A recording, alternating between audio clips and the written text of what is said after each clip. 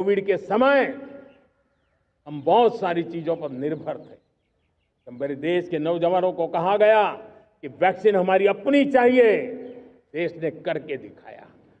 CoWIN platform हमारा अपना होना चाहिए, देश ने करके दिखाया। करोड़ों करोड़ों लोगों की जिंदगी बचाने का काम हमने किया है। वही स्पिरिट, वही जज्बा हमें जीवन के हर क्षेत्र में आत्मनिर्भर बनने के लिए अपना सब कुछ देना है। अपना जो बेस्ट है वो हमें दे करके रहना है। साथियों, पिछले 11 साल में एंटरप्रेन्योरशिप, उद्यमशीलता को बहुत बड़ी ताकत मिली। आज लाखों स्टार्टअप्स टियर 2, टियर 3 सिटी में देश की अर्थशक्ति को, देश के इनोवेशन को ताकत दे रहे हैं। उसी प्रकार से मुद्रा योजना से हमारे देश के करोड़ों नौजवान, उसमें भी हमारी बेटियां, करोड़ों करोड़ों लोग मुद्रा से लोन लेकर के अपना खुद का कारोबार कर रहे हैं। खुद तो अपने पैरों पर खड़े हुए हैं, लेकिन औरों को भी पैरों पर खड़े रहने की ताकत देते हैं। वे भी एक प्रकार से हर व्यक्ति को आत्मनिर्भर बनाने का अवसर दे रही है। मेरे साथियों, विमेन सेल्फ हेल्प ग्रुप, किसी का ध्यान नहीं था। पिछले 10 साल में विमेन सेल्फ हेल्प ग्रुप ने कमाल करके दिखाया। आज उनके प्रोडक्ट दुनिया के बाजार में जाने लगे हैं। लाखों करोड़ों का कारोबार हमारे विमेन सेल्फ हेल्प ग्रुप करते हैं। मैंने एक बार मन की बात में खिलौने की बात कही थी। हम करोड़ों करोड़ रुपए के खिलौने विदेश से लाते थे। मैंने ऐसे ही मन की बात में कहा, करे मेरे देश के नौजवानों, ऐसा भी करें इन्हें क्या, किलो भी बाहर जाएंगे। और आज मैं गर्व से कहता हूं कि मेरा देश खिलौने एक्सपोर्ट करने लग गया है। यानी देश के सामर्थ्य को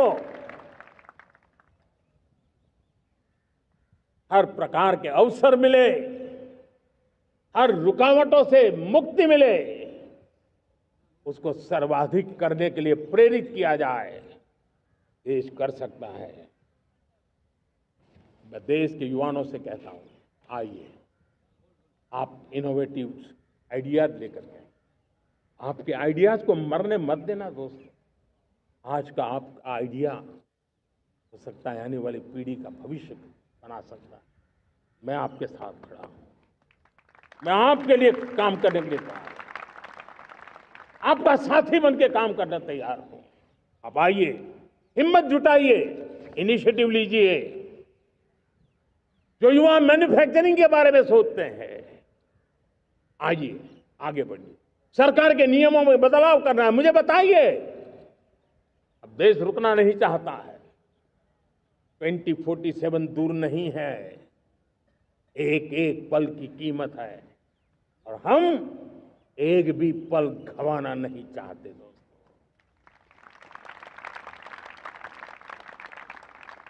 साथियों, ये आगे बढ़ने का अवसर है,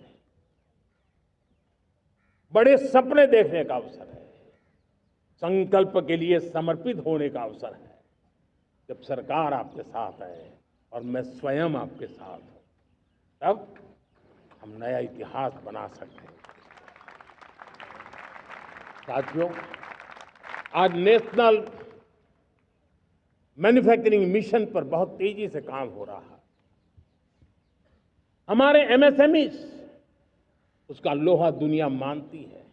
ये दुनिया में बड़ी बड़ी चीजें बनती है ना, कुछ न कुछ तो औजार हमारे देश के एमएसएमईज के द्वारा जाते हैं, बड़े गर्व के साथ जाते हैं।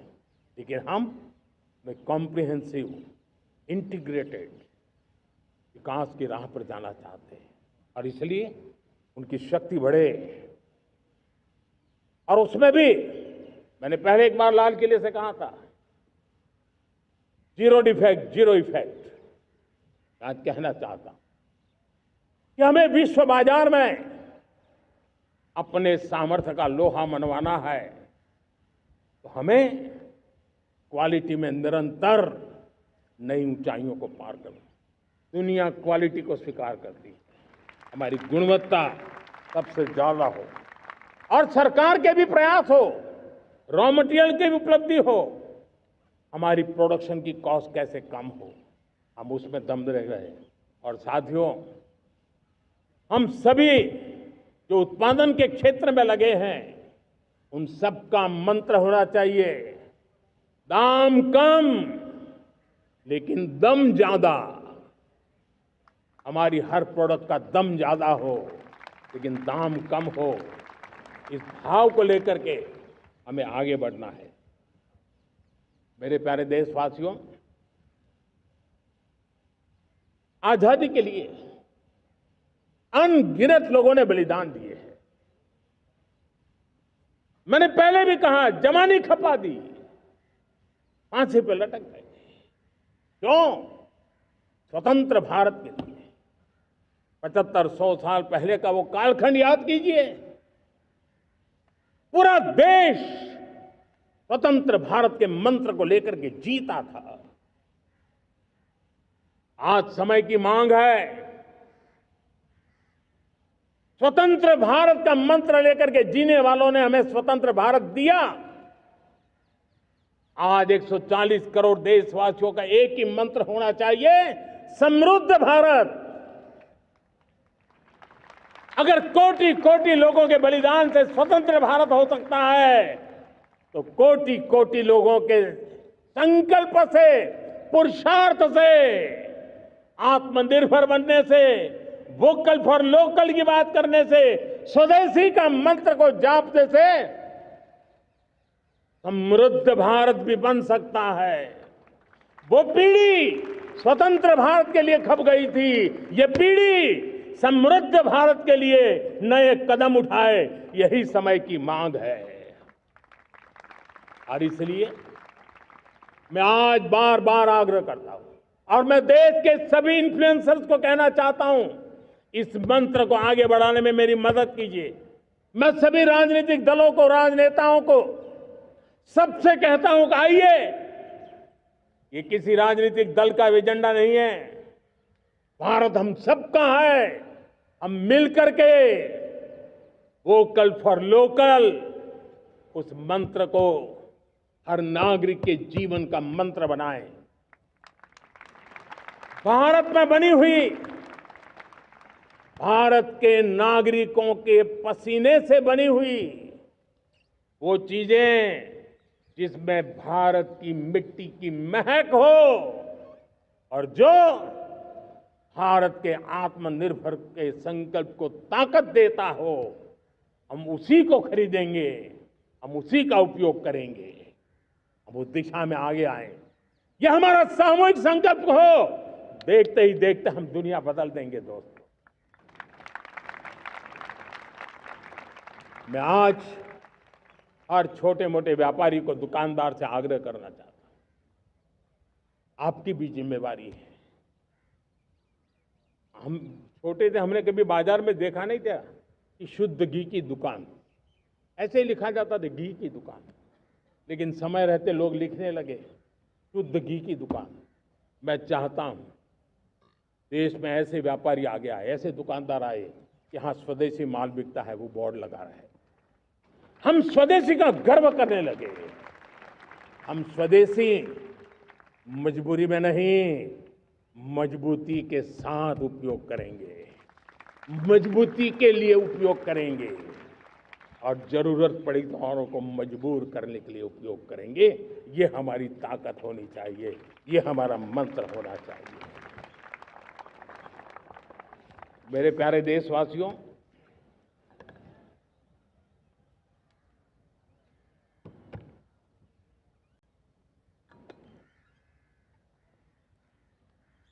मुझे बहुत लंबे समय से सरकार में काम करने का अवसर मिला है। मैंने कई सारे उतार चढ़ाव देखे हैं, सरकारों की मुसीबतों से भी मैं परिचित हूं, व्यवस्थाओं की मर्यादाओं से भी परिचित हूं। लेकिन उसके बावजूद भी हमारी जिम्मेवारी है कि हम किसी की लकीर को छोटी करने में अपनी ताकत बर्बाद न करें। मैं बड़े अनुभव से कहता हूं, किसी दूसरे की लकीर छोटी करने के लिए अपनी ऊर्जा हमें नहीं खपानी है। हमें पूरी ऊर्जा के साथ हमारी लकीर को लंबा करना है।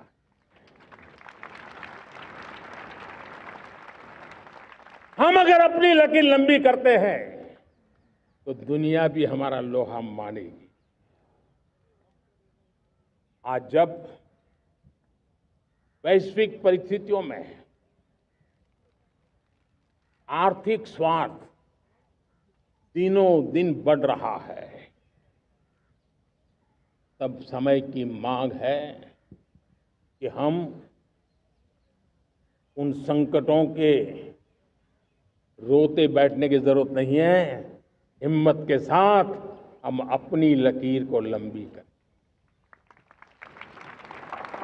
और मैं 25 साल के शासन के अनुभव से कह सकता हूं, अगर ये रास्ता हमने चुन लिया, हर किसी ने चुन लिया, तो फिर कोई स्वार्थ हमें अपनी चंगुल में नहीं फंसा सकता है। मेरे प्यारे देशवासियों, बीता दशक रिफॉर्म, परफॉर्म, ट्रांसफॉर्म कर रहा है, लेकिन अब हमें और नई ताकत से जुड़ना है। पिछले दिनों हमने कई रिफॉर्म्स किए। एफडीआई हो, इंश्योरेंस कंपनी की बात हो, विश्व की यूनिवर्सिटीज को भारत के अंदर स्थान देने की बात हो, कई रिफॉर्म्स किए हैं। 40,000 से ज्यादा अनावश्यक कंप्लायंसेस को हमने खत्म किया है। इतना ही नहीं, 1500 से अधिक पुराने कानून जो बाबा आदम के जमाने के थे, उन सबको हमने खत्म कर दिया है। हमने दर्जनों कानूनों को सरल करने के लिए संसद में जाकर के जनता के हितों को सर्वोपरि रख करके बदलाव किए हैं। इस बार भी हो हल्ला के बीच लोगों तक बात पहुंची नहीं होगी, लेकिन एक बहुत बड़ा रिफॉर्म इनकम टैक्स एक्ट